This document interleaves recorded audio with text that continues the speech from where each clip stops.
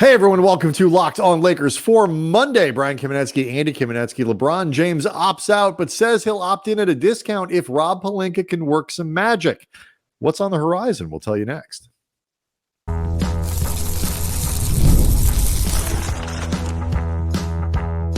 You are Locked On Lakers, your daily Los Angeles Lakers podcast, part of the Locked On Podcast Network, your team every day. Thanks to everybody for making Locked On Lakers your first listen of every day, Monday through Friday, no matter how or where you get your podcasts. This one's always free and never behind a paywall. And Locked On Lakers on YouTube is where you can go hang out with over 24,000 subscribers, Andy, all of whom are neck deep into following the free agency happenings. Free agency kicked off on Sunday afternoon on the West Coast. Kind of a different starting time this year, kind of threw everybody off with the new CBA. Definitely a different vibe to what's going on in the that sort of opening hours of free agency. Do want to let everybody know that today's episode is brought to you by FanDuel. Make every moment more. And as playoffs wind down, the sports stop sporting like we would want them to. But this summer, FanDuel is hooking up all customers with a bonus or a boost daily. That's right. There's something for everyone every day all summer long. Visit FanDuel.com/lockedon to get started. So no moves as of Sunday night when we sit down to record around 9:30 Pacific time. But Andy, plenty of news and context setting here because LeBron James, as expected, opted out of his second year, his option year, with fully the expectation that he's going to re-sign. There's no danger that he's going anywhere. But he did add the wrinkle, this from Dave McMenamin at ESPN, that James would be willing to take less money for next year if it opened up an impact player the Lakers could then sign with a full mid-level exception. So Rob Pelinka is on the clock because to get this done, it's got to get done before LeBron goes to the Olympics. He's not going to the Olympics without a contract. If they can't do it, presumably he would sign for the max like he has been talking about this whole time. Intriguing, I say. Well, I mean, I would argue that Rob Pelinka is not even on the clock. He's behind the clock because in that same report from ESPN, quote, the type of player that James will be willing to make a financial sacrifice for will be an established veteran playmaker such as James Harden or Klay Thompson, or an established big man to play alongside Anthony Davis such as Jonas Valanciunas, sources told ESPN. Two of those three are already off the board. James Harden is signing with the Clippers, and Valanciunas is going to the Wizards on a 3-year, $30 million deal. So, which, by the way, just side note, not to get too deep, I thought that was weird. Why Washington and them? But either way, Valanciunas is a big name the Lakers attached to or rumored to be near the Lakers. He's a center. They're looking for a center. I don't know if he's a great fit, but he was one of the names people were talking about, and he's already off the board. Were I to guess, and I don't want to go down the rabbit hole of the Wizards because who cares? But I would imagine that it is less about fit because they have no fit because they are an island of misfit toys gone to hell. It's more about the idea that you've got a guy that is on a pretty tradable contract. Maybe you can flip him for some younger players' assets moving forward. You got to spend money somewhere, and that's my guess. Either way, right. And while I would like to think that those are not the only three guys that LeBron would do this for, the reality is it is not expected to be an especially crazy deadline period because, as we're already seeing, this new CBA is the no fun zone. It is not nearly as much fun as this period used to be. And Timothy Mozgov and Luol Deng would have made like $90 this new CBA. No, they still would have gotten maxes from the Lakers. It was poorly run back then. But it's not a great free agent class to begin with. And then when you take into account all the different rules and restrictions and things that different teams are dealing with right now, like the Clippers in parting ways with Paul George, they released a statement that doubled as like an explainer slash, hey, don't blame us, man. Not our fault. Like, we love Paul George in a perfect It was world. a strange thing. I mean, obviously, if you missed it, George hasn't gone anywhere yet. Presumably, But he ain't going to the Clippers. He's going to land in Philadelphia. But it was a rare thing where a team announced that a player wasn't coming back before he actually went to the place that he's going. We don't know for sure yet where George is going. We just know he's not staying here. Right. And so because of this, like knowing that the Lakers are going to have this sort of challenge to try to add that type of impact player that LeBron and Rich Paul told ESPN that he would be willing to take a discount over, I'm not going to lie. There was a part of me, and I tweeted this out at Cam Brothers, wondering if this was to some degree proactive spin by LeBron and Clutch, basically getting ahead of the idea that, old man LeBron is going to be taking a max while pushing 40, knowing the constrictions this puts on the team. Hey, I was willing to do something else, but, dummy over there couldn't get it done. And, well, the reason I put it in such harsh terms is you get the impression every now and then, Brian, that Team LeBron / Team Clutch and Team Pelinka / Genie, the relationship is fine enough, but they do like taking turns kind of throwing each other under the bus. I mean, no pun intended. I think it's no harm. It's a genuine no harm, no foul moment for LeBron. I mean, because mechanically, if he does this, what he'll do, as it's been broken down, is do another 1-1, presumably opt out, for less money in year one, opt out for year two, then sign a max deal. And so, LeBron, who has made $1 or $2 as a pro, doesn't really need, he wants whatever his value is. He understands that, and he always has, but he doesn't need the extra 10 million or 12 million or 14 million or whatever it turns out that would leave on the table. And so if Pelinka can manage to pull in one of those players, and I don't know if he considers LeBron, Klay Thompson to be that type of thing. A lot of chatter over the weekend about Klay as a potential person to sign into the space LeBron could create, or as a sign and trade. Looks more like he might be headed to Dallas, at least on Sunday night, than to LA. But if Pelinka gets it done, great. LeBron benefits with a better team, better teammates, and all that stuff. Plus, he looks great. It is phenomenal PR. If he doesn't, I don't want to say that necessarily like Pelinka looks terrible in the process, but LeBron.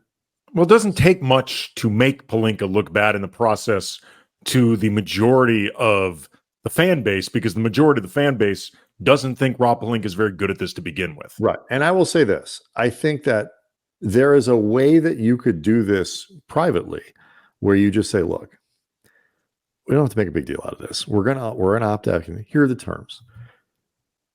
Max deal. If you come to us and say, we got, this guy, we got this guy, we got this guy, we can get him, but we need you to take 14 million less or whatever to get us under this apron. Yeah. Okay. We'll play ball with you. It needs to be done by the Olympics. I'm not going to the Olympics without a contract. And if not, here's the contract we want. And of course the Lakers will give it to him. There is a way that they could do that without actually talking about it in public. That way puts a lot less pressure on Pelinka and leaves him far less subjected to the anger and ire of fans. Now, I will say this. I think I don't think the purpose behind LeBron doing this is to put Pelinka in a position, put the Lakers in a position where they look bad. I don't think the intention is to try to make Pelinka look bad if he can't get it done, because there are a lot of reasons he might not be able to. I don't think that's the point of it, but I don't think he cares if that's the fallout. Like, you know what I'm saying? I don't think mean it like I don't think if Rob takes criticism for not being able to quote unquote get it done, and so LeBron can give the team the discount and whatever, he's going to take some heat from fans and from media. I don't think that's Team LeBron's intention. I just don't think they care if that's the result. I do think there is an element of, F him to some degree. And I say that just because, for example, putting James Harden's name in this, looking at the contract James Harden got, which was 2 years, $70 million reportedly from the Clippers, the ask of Rob Pelinka to get James Harden to go that far below, especially knowing the Clippers were in trouble with Paul George seemingly out the door for about a month, like 2 months even. Putting Harden in that basket in and of itself puts Pelinka at a disadvantage, because basically what you're saying is, hey, it's not my fault Pelinka couldn't talk the guy into taking a $50 million haircut. I'm not wrong about this. That screams things James Harden would do. Play for $50 million. You know what I'm saying? I totally do. I totally do. Puts Pelinka in a bit of a bind, even if that was not the intention. Right, of course. And the problem with doing it quietly is, I think LeBron and Team LeBron wants the boost here, and they want a little bit of extra pressure. I mean, on them. And, if they leak it later, like it doesn't, maybe it makes them look good later, but it also doesn't potentially get them what they want, which is the player now. Sure. So let's talk about what the landscape looks like based on what Pelinka is trying to do, because it is still very challenging, even if with this charitable donation available. If it's like Pledge Drive on NPR, this is a donation available, a matching fund that will disappear in a week if they can't meet it. We'll get to it next. Locked On Lakers is brought to you by FanDuel, and we all love sports and love them so much, we never want the sports to stop. But as the playoffs wind down, you start getting fewer games, and the sports don't sports like we want them to. But FanDuel allows you, it allows me, it allows all of us to keep the sports going whenever we want. And all you got to do is just open up the app, dream up bets whenever you're in the mood, and you got options, folks. You got baseball, you got WNBA, you got ways to be creative. And this summer, FanDuel is hooking up all customers with a boost or a bonus daily. That's right, just something for everyone all day, all summer long. So head over to FanDuel.com/lockedon and start making the most out of your summer. FanDuel, official sports betting partner of Major League Baseball.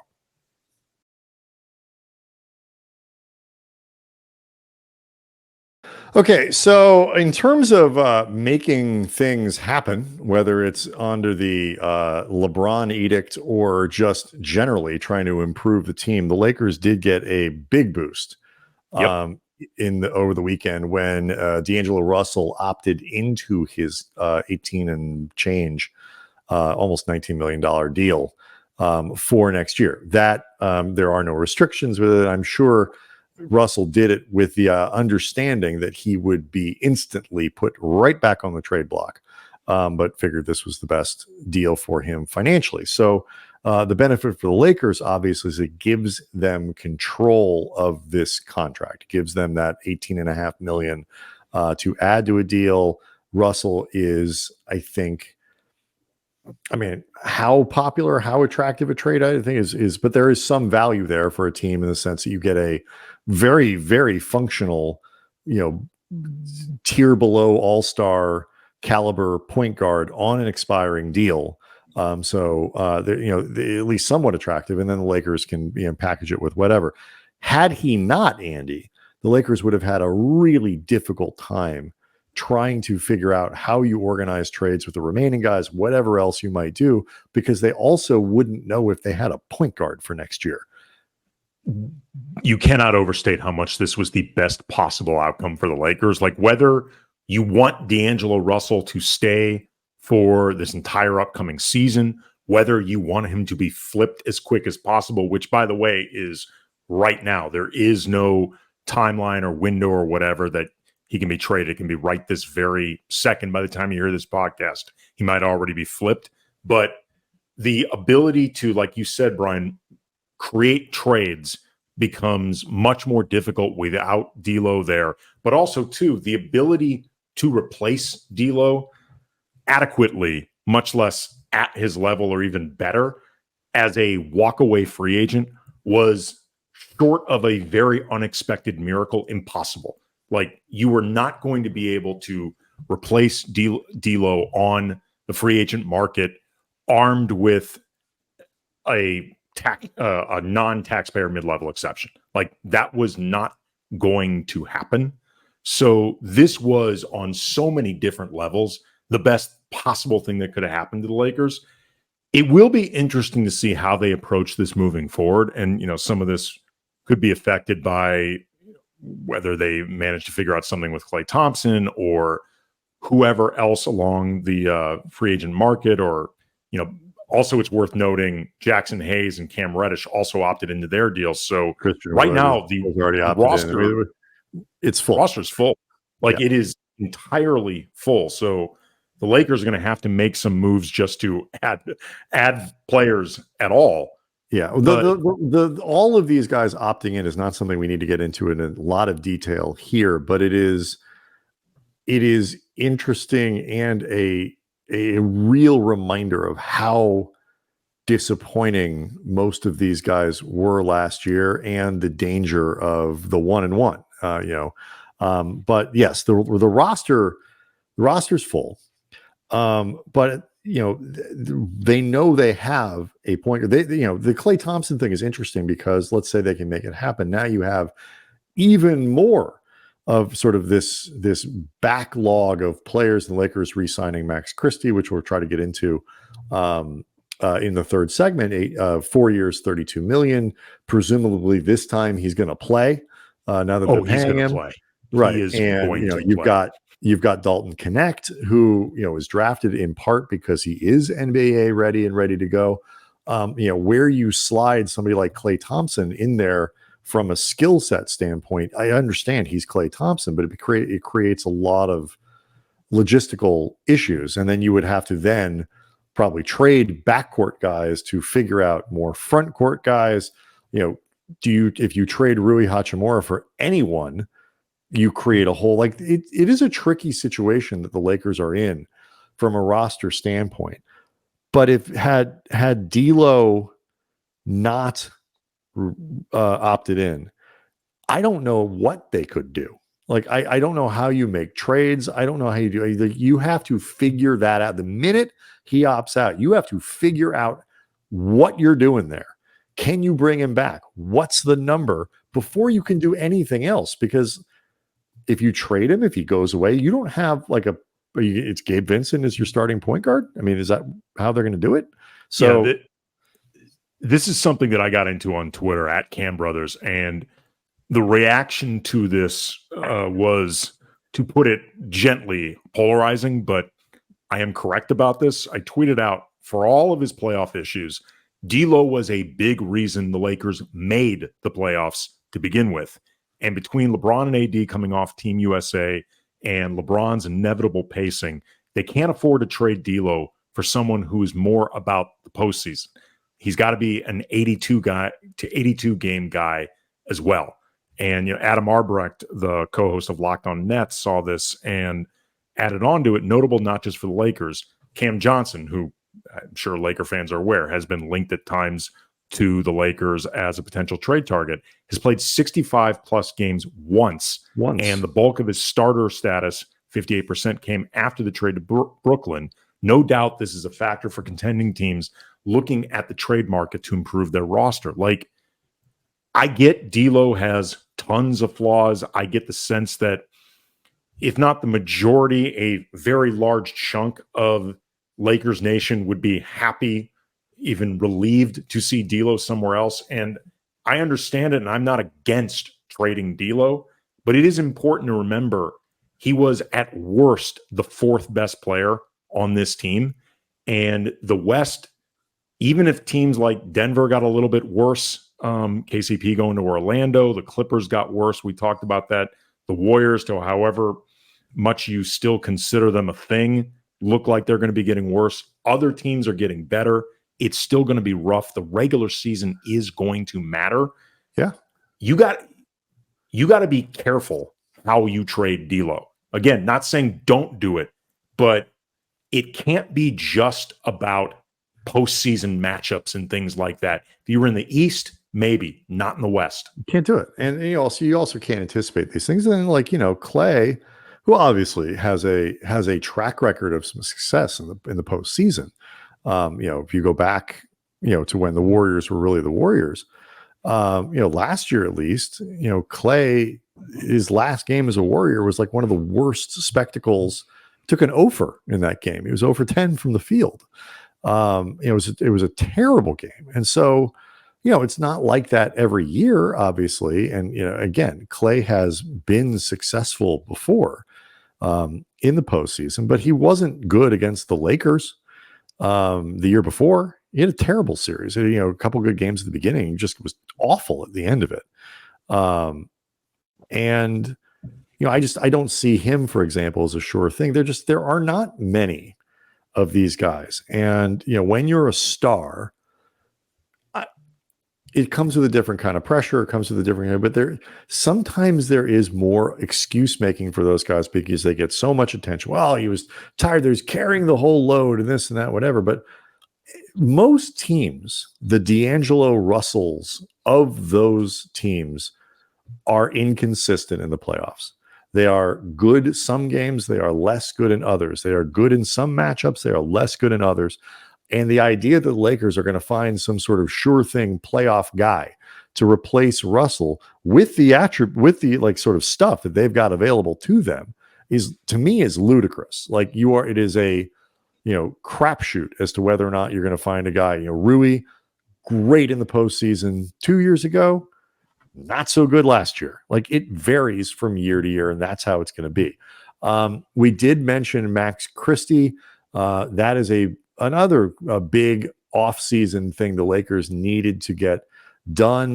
They did. Curious if you think, Andy, that 8 and 32, which is the reported figures for that one, is too much, too little. Well, probably not too little, but whether or not it's too much, we'll get into it next.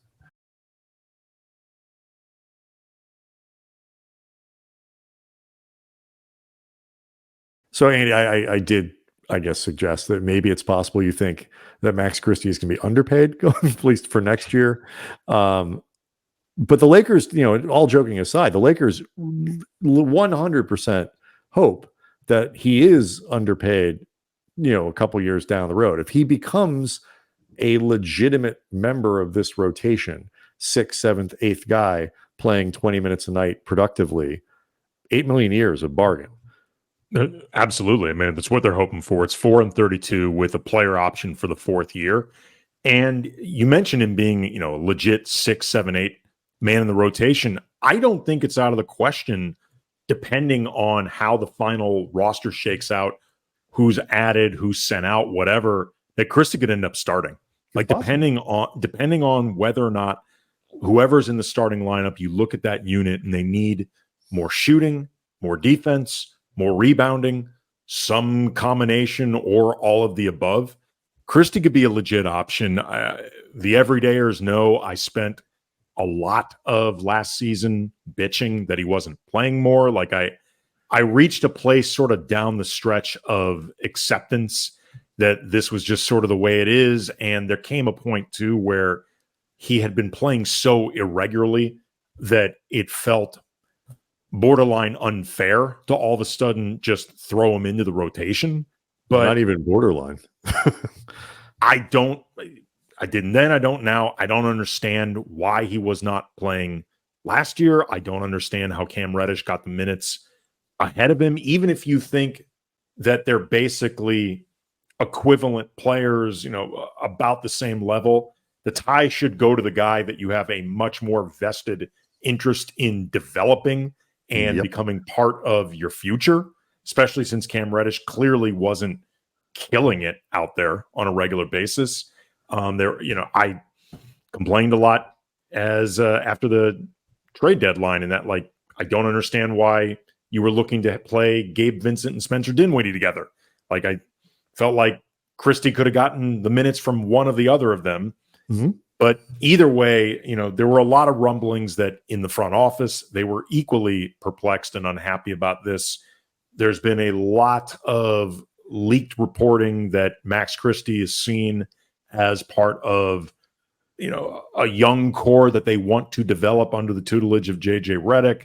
I'm not surprised that they look to keep him. I am very glad, though, that they managed to get this done before free agency even began, because once you're in the weeds, you want as few things as possible to figure out. One less thing. And look, Christie hasn't played enough for you to say definitively, oh yeah, he's, you got $8 million worth of production out of that guy last year. It's like, no, you didn't. It's not his fault, but you didn't. And the year before, you could have. No question, they could have. And the year before, there was a lot of potential there. But, when you start sort of dig underneath it a little bit, like there were some flaws as well. That said, the Lakers just don't. I mean, they're trying to kind of build that back up, but they don't have the luxury of allowing 20 or 21 at this. He's point. 21. Yeah, a 21-year-old to get away. It's their own fault, by the way. He's a free agent this year. They probably could have arranged it where he had one more year on his minimum deal. We go back to the Lonnie Walker thing and how they arranged Walker's contract as a mid-level that year. But set that aside, they have to make bets like this because they're not going to have access in the free agent market to pick up either young players or players that produce at the level they hope that Christie's going to be able to produce at. Like this is the position they're in. These are the moves that they have to make, and to risk allowing their, I guess now, second best young player, young prospect to leave. It's not an option. It had to be done. And if it costs them a little bit more than maybe some people think, like 8 and 32, who's Max Christie? How many minutes did he play last year? That's the situation that they're in. I think it's a good deal. I think used to his strengths, Christie will more than give you $8 million worth of value next year. But it's a bit of a cluster bleep in these positions right now, even if you slide Christie down to the 3 with the presumption that, like, Taurean Prince wants to come back, and it would be probably a good idea. Like, they've got some roster decluttering to do, in part because all of their 1-and-1s from last year opted in because they all kind of, in one way or another, disappointed. Yeah, I mean, I think Jackson Hayes could have gotten another deal somewhere else, but probably not for a hell of a lot more than he was going to be getting from the Lakers. I don't think Christian Wood or Cam Reddish, it was a given that they were going to get signed somewhere else, or certainly as quickly as just opting into their veterans minimum. No, they were going to be hanging around. I mean, Cam Reddish might not have, and Wood would have been hanging around for a little while before. Like, if you want to have some sort of level of control. Wood just went through this. I mean, last year he was hanging around for a long time before he eventually got signed. All of these guys are, again, the minute you opt in, Jackson Hayes, Cam Reddish, Christian Wood, all of them can go right onto the trade block. There's no restriction in what they can do. And some of these guys are going to probably be dumped by the Lakers with a pick. Like, here is a second round pick or 2 seconds, 4 years from now, to take Cam Reddish off of our hands because we need a roster spot. Now, I mean, I've just real quick on this. A lot of people were talking about Bronny James as taking up a roster spot. And in that sense, this is where it becomes problematic. But the argument about that isn't they shouldn't have taken Bronny. It's that they shouldn't have taken anyone with that pick, that they should have sold it, that they should have gotten a stash, that they should have traded out of it. Because if they didn't take Bronny, they would have taken someone else. And if, that person would be on the roster too. Well, I mean, the difference is it's much easier to not sign that guy to a contract than LeBron's no question. son. Presumably, you don't want to cut your second round pick. You could maybe sign him to a 2-way. I'm not saying there are no outs to this, But the roster crunch is less about Bronny and more about why did Cam Reddish get an option year? Well, I don't know. It is a bit about Bronny. I mean, just because the idea that you can't put him on a two-way per instruction from his agent, that complicates. I mean, I don't want to sugarcoat this. There is a lot of specificity, and no, you can't do that for the 55th pick. Like, no that question. Is not I understand. Normal. I agree with you. I want to clarify something too, because I've seen this come up in the YouTube chat, like a misunderstanding. Bronny James, Rich Paul did say he's not signing a two-way deal. Like, that's not going to be happening. But there are a lot of people who feel like, or have taken that to mean he won't go to the G League at all. Bronny's going to the G League. He will be going to spend the entire season in the G League. That is not what Rich Paul said. I mean, Rich Paul may have said he is not going to join a G League team as an undrafted free agent, but he will absolutely spend time in the G League because that is what will best help Bronny. Like, Rich Paul would be a fool if he made that a restriction, and Rich Paul's not a fool. Like, Bronny will be spending a lot of time in the G League. The whole point for Bronny and like the concessions they're able to build in part because the Lakers want to make it ironclad that LeBron isn't going anywhere, is Bronny gets time. Like, he's going to get way more security than the average 55th pick will get. And so that's the thing that makes me laugh so much about all this hype about Bronny and Bron playing together in a game. I'm like, when? Like, that could happen in the preseason, or maybe like once the regular season starts, there are not going to be a lot of opportunities for Bronny and Bron to play together because Bronny is going to be with the G League most of the time, and he's not going to be on the floor in the random games that he is. They'll figure out a way to do it just to get it over with, but it's not going to be like this is a thing that happens all the time. Like, they're going to have to engineer opportunities to get LeBron and Bronny on the floor together.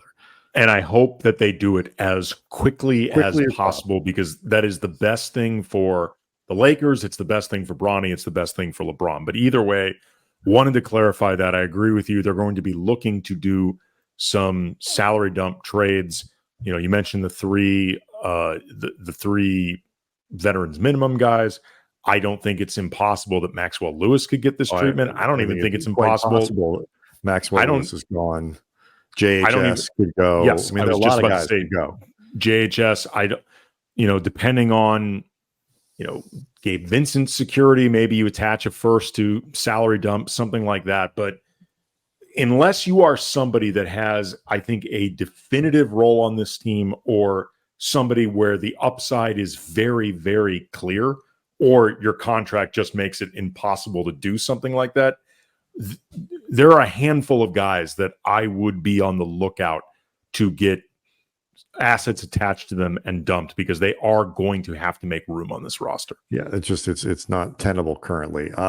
So we'll talk about that. We'll talk about, Jeremy Grant. We'll talk about other potential targets. We'll see how overnight, going into Monday, into Tuesday, what things look like. Some names did start to move a little bit on Sunday night, so things began to shake out a little bit, but there will still be some more action as the market kind of establishes itself. The Lakers slow moving, but that I think was pretty well expected. Locked On Lakers on YouTube is where you can go to hang out with over 24,000 subscribers.